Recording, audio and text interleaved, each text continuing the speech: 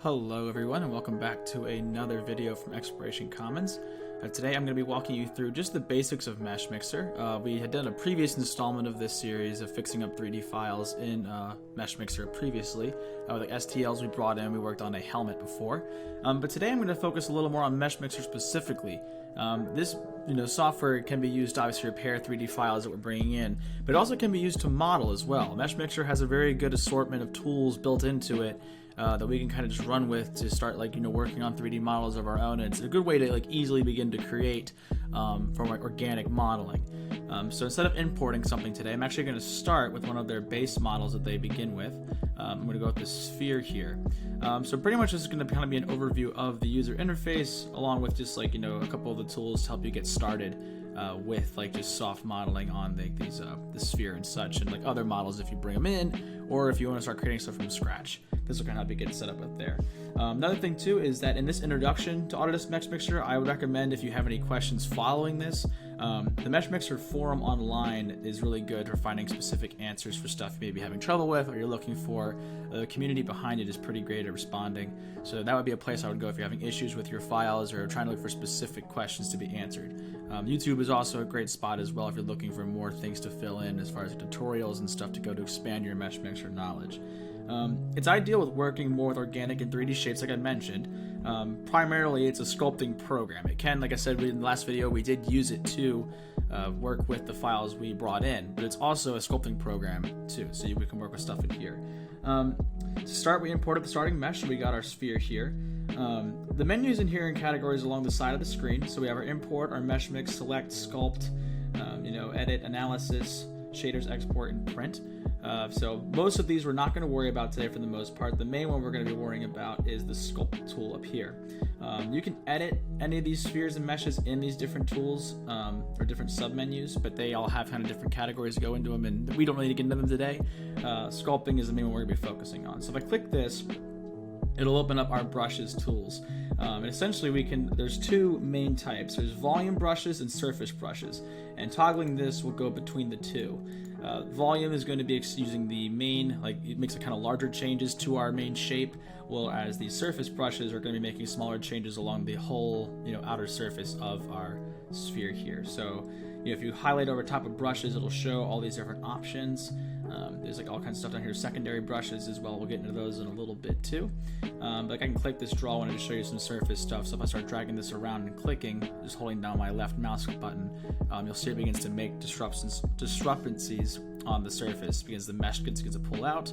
And of course I can Control Z to get rid of those real quick. I can also go back up here too, try out draw 2 and move these around. There's not a whole lot of very broad differences between these brushes, and it's gonna be I've looked into what the differences are exactly, and it's very slight for most of them. So I would recommend instead of I would go in, play around with these, kind of see what you're feeling with them, because obviously every mesh is gonna be different, every object's gonna be different. So definitely experiment around with these brushes because they kind of all work similarly and just a little bit different at the same time. But obviously some have a little more pull. This one's clearly making a little bit more of a disruption than the first two, and a quick Control Z gets me out of that as well. The main thing I would pay attention to though is the fall off here, and that's going to determine how your brush is interacting with the surface. So this is a flat bump. I can do a constant, and you can see the difference. Now this is making that kind of more square shape here, going along with that draw 3. So this is where the complexity of these brushes can come in, because now I can do this. And this is a little bit more of a sloped hill looking feature. This one's a little bit more spherical. You can see how different that looks. And that really gets into the specifics. And you see if I unclick here and I click on this resurface too, it'll begin building off of that also, which is how you can expand out farther and farther on your meshes. If you're making horns, or if you're making eyes or faces or anything like that, that's a good way of kind of building off of each other. Strength of your brush. So you can change the strength, size, and spacing and laziness here. Strength, of course, going to how strong the brush is going to be. So obviously I can show you a comparison of 100%. You can see it's pretty much bringing it up immediately down to maybe, let's say, 10%. And you can see just how much more subtle that is working with that. So you can really make some nice subtle details as well, which is really nice. you know, obviously the size of the brush is going to determine the size. So I could, like, you know, ump this up to like 88 and make some really big changes real quick with a 100% brush. Or alternatively, I could bring that back down by moving this down to like 10 and doing the same thing with that size 100 brush. And you can see it's, or size 12 brush, making that very, very small. And you can see how different those changes are. And that's also good for getting a lot of detail out too. You can see how it's kind of more rigid. You know, I can zoom into that and see, like, kind of making like different patterns and stuff. That's all very doable. So you can get some very small details out of this if you just want to play around with the meshes. It's very, very, you know, user friendly for the most part. Spacing. So that's going to determine if I like move my brush to the side like this, you'll see how there's almost like a pacing to it. So to kind of show you a little bit better, I'll do a bit more strength, maybe decrease the size a little bit. And you can see when I do that, you see it almost kind of skips. Now if I do spacing 0, it's going to be a really nice, smooth, consistent pattern all the way across, almost like a snake. Whereas then if I do spacing like, you know, 100, you'll see it almost like it skips frames. So that's the kind of effects you can get for, like, you know, maybe making scales on a snake or on a fish or something like that. Or you could do like a rocky texture, like a patio or something. Like that's something you could do this with, or that kind of stuff, more of like a bump texture. Laziness is kind of along those same lines. So if I do that, you'll see it's this one's, the factor for laziness is pretty insignificant. It's kind of similar as to spacing, but it doesn't really do too much as far as the testing I've shown with. But you can see if I do like strength 100 and no laziness, you know, it's pretty much the same. You know, if I do strength 0 and laziness 100, you know, that's not really anything because you can't see anything strength 0, but strength 100, laziness 100, you can see that nothing really changes. More so it's about the cursor itself. Like, you know, if I stay like, if I have 0 laziness, you'll see that the red dot that my mouse is dragging is staying with it. Whereas if I pull up the laziness, that cursor actually will lag behind the mouse. So this kind of makes for those weird smooth cuts. So it doesn't actually affect the geometry, but more so affects your cursor. So that's something to note. So if you're like, you know, like the workflow of just having it drag behind you almost in like in a perfect line like this, you know, to kind of glide with your mouse, so you can do that as well. But I usually don't do that too often. But I can see where it comes in handy.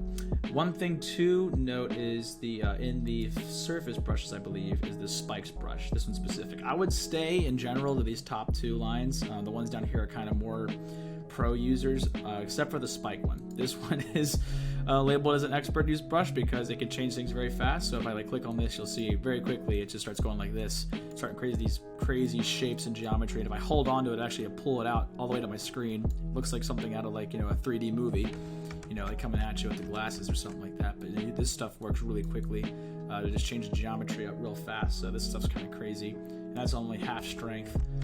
So I would probably stay away from that brush unless you felt compelled for some reason. But of course, it's totally up to you. And the same thing, you can change the fall off, and you can see it's much less pointier. You know, now it's like a rounder edge. It's still the same thing. It just goes nuts. So would definitely stay away from that one. But definitely play with these. Like the pinch one, you know, you can move stuff around a little bit. You know, there's like a drag, which kind of affects the volume. So you're kind of moving out the mesh like this. So you get some really cool shapes, almost like alien antennae, you know, something like that. You know, you can do another draw too or something. You can even draw off of this and make it like bigger, make it bulgy, kind of like an anglerfish or something like that. All that kind of stuff. So that's kind of the main stuff I'd play with. Now, as far as controlling the scene itself, that's one of the things I wanted to get into, is if you use the mouse wheel, you can zoom in and out. If you use the mouse wheel and click down on it, you actually can pan around your scene here. And if you hold down Shift and the mouse wheel, you actually can just rotate around it as well to get every angle you want. So that's a good way of manipulating around your scene to kind of play with the mesh and go to different sides and angles. So that's a great way to get practicing with that. Another thing to look into consideration is hotkeys. So I'm still getting used to memorizing these myself, but a great way to do it is you go to the Help Tool tab up here and you actually go to Keyboard Shortcuts. They have a really great PDF that it'll immediately pop up on your screen, and it'll show you all this different stuff. I think if I click it, you probably won't see it because it'll probably pop in a new window. Yeah, I imagine you guys don't see this, but actually I probably could just drag it over. Let me see here if I can get this to come on over, if it will or not. There we go. I'm not sure if you guys will see this or not, but you can see there is like a bunch of hotkeys. If you guys aren't seeing this, I apologize. But they have a really nice list of just different stuff you can try out to get into it. And I would just definitely recommend going in and practicing these, especially more basic manipulation ones, just to get yourself a little more acquainted with the software and how it works. But with that, that's pretty much the whole spectrum of tools you need to know and a little bit of tips and tricks on what you need to do to begin modeling. So I would suggest going in, practicing, and trying to do stuff in the software to begin modeling, maybe like a face or something simple just to get used to it. But if you guys have any further questions or anything else you'd like to go into in the future, like I said, definitely the forum I would check out, YouTube videos, and I'm sure we'll have more videos I'll be posting about this software specifically, maybe about more of the analysis and edit tools as well and those submenus. But I figured this will just get you started with the sculpting aspects of Meshmixer. But yeah, that's pretty much everything I wanted to cover for the most part. Oh, there's actually was one thing I wanted to go off of too. This is actually a great tool as well. Is down here you can see there's a little bit of these checkboxes. Symmetry. These ones you don't have to worry about too much. When you mess with them, I tried doing some stuff with them, but it's kind of just not really needed. But symmetry is really great. So you'll see this line come down, and you actually can model on both sides, which is very, very helpful for when you're doing stuff for especially symmetrical like faces and that kind of stuff, or models or creatures, whatever you're doing. But yeah, it's really cool stuff there with the symmetry. And I'm also on the topic of symmetry too. I'm showing this. I thought about this also. If you hold control, it's actually the alternate brush. That's what I was talking about for the secondary brush. If you hold control, it'll actually begin to move inward and begin to kind of push your material in instead of sculpting up. So you can do that as well on here for meshing your models and stuff like that. So if you want to carve out contours, holding control down and your left click with your draw tool for your brushes, it'll actually begin to scrape away that. You can increase that strength to make some deeper holes or something like that if you want, and you can just try to rebuild those, make them smaller, you can carve in details like that, or alternatively just right click and you can sculpt on top of the mesh too. So, but yeah, with that, that's pretty much the basics of getting into Meshmixer. Like I said, you can pretty much just orient around your objects here. Go to the forums if you need any more assistance with specific questions you may have on different stuff. And I will catch you guys in the next video on Meshmixer or whatever else we end up doing. So until next time, keep creating.